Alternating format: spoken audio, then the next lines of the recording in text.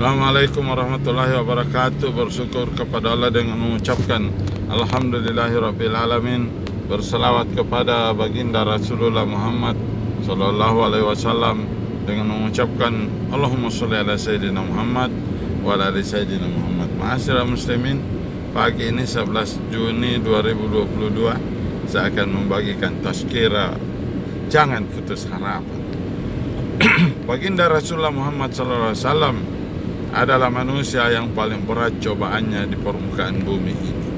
Bagaimana ketika dia ke Taif untuk mengharapkan 1-2 orang yang beriman di sana, dia ke sana berjalan kaki berjam-jam lamanya, dan yang dia dapati adalah penghinaan, cemoohan, penolakan, lemparan batu sampai dia berdarah. Ma'asyiral muslimin, lain waktu dia punya rumah selalu dilempari kotoran unta dan bahkan kotoran manusia. Dia bertetangga dengan Abu Lahab yang begitu kejam, padahal dia adalah pamannya sendiri. Tapi begitulah Allah memberikan gambaran kepada kita manusia, sekalipun berhubungan darah belum tentu akan beriman. Adalah Khadijah, istri baginda Rasulullah Muhammad Sallallahu Alaihi Wasallam, adalah orang pertama yang beriman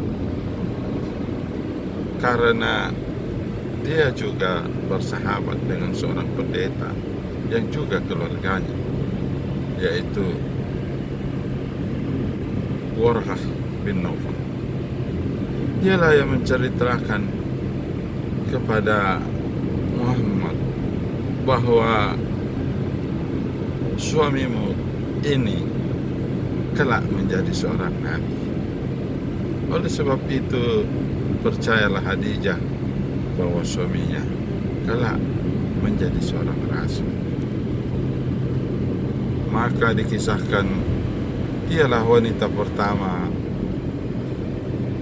yang beriman dan orang pertama yang beriman setelah baginda Rasulullah Muhammad Sallallahu Alaihi Wasallam.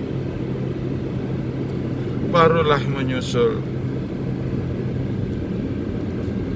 Abu Bakar As-Siddiq yang kelak menjadi sahabat terdekatnya, menemani dalam banyak duka cita dalam menyebarkan Islam.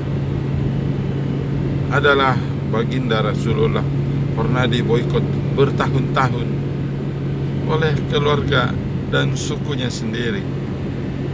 Bahkan para budak dianiaya, ditimpuki batu di tengah padang pasir seperti Bilal bin Rabah.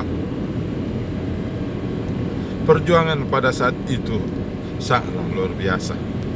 Oleh sebab itu, kepada para ulama, warasatul anbiya, belumlah seberapa perjuangan kita ini kalau kita barulah dibenci, barulah difitnah-fitnah, barulah disebar-sebarkan segala hal untuk meragukan seorang ulama. Karena dulu bukan difitnah-fitnah, tetapi bahkan mau dibunuh baginda Rasulullah. Rencananya mau dibunuh, tetapi Allah menyelamatkan dia. Karena itu menjadi jaminan dari Allah Tabaraka wa Ta'ala. Dan Alilah yang mengganti tempat tidurnya. Dan Allah tidak memperlihatkan bagaimana Muhammad beserta dengan Abu Bakar lolos. Bahkan ketika mereka mencarinya kemana-mana, mereka tidak menemukannya, karena Allah bersama dengan mereka. Oleh sebab itu, ma'asyiral muslimin, sekarang tak ada nabi, tak ada rasul. Bersamalah para ulama warasatul anbiya.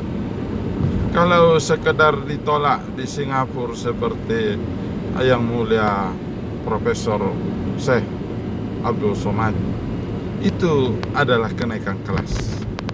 Jadi bergembiralah beliau karena sudah mulai ditolak, sudah mulai dibenci-benci. Karena itulah tandanya dia memang seorang warasatul anbiya, ulama yang lurus, yang mengatakan benar itu benar, salah itu salah, batil itu batil, benar itu benar.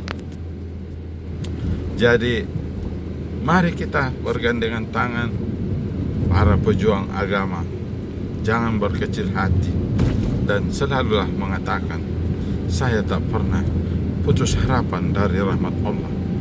Begitu yang dikisahkan oleh Syekh Imam Ibnu Qayyim Al-Jauziyah dalam kitab Ruh, bahwa orang-orang mati telah berbicara kepada orang-orang yang hidup dalam mimpi, dan salah satu daripada yang paling disukai Allah Tabaraka wa Ta'ala di dalam alam ruh adalah seorang hamba fulan bin fulan yang senantiasa berbaik sangka kepada Allah Tabaraka wa Ta'ala, tidak berputus harapan dari rahmat Allah, karena dia mengetahui Allah tidak pernah menyalahi janji.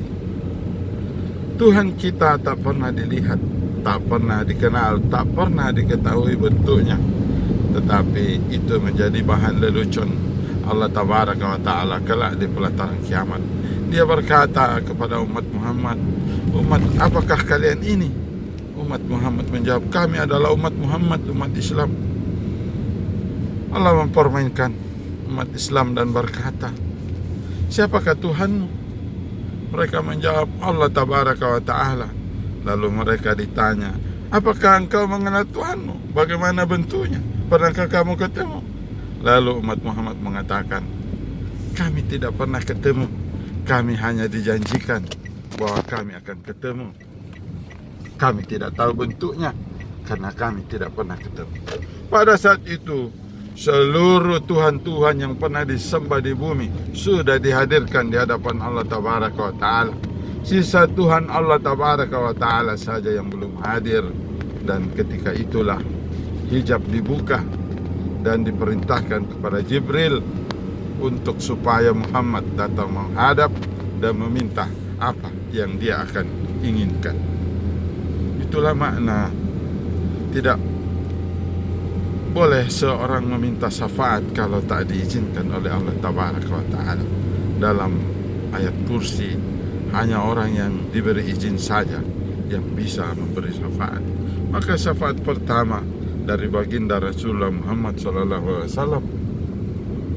Lalu dia pun sujud tersungkur di hadapan Allah Tabaraka wa Ta'ala, tidak bisa berkata-kata, selalu jatuh tertunduk.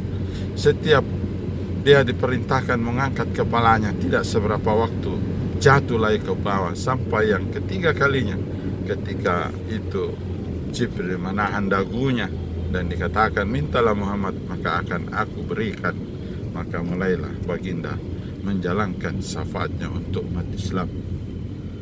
Begitulah ma'asyiral muslimin, saya sudah sampai di lapangan gol Padokah.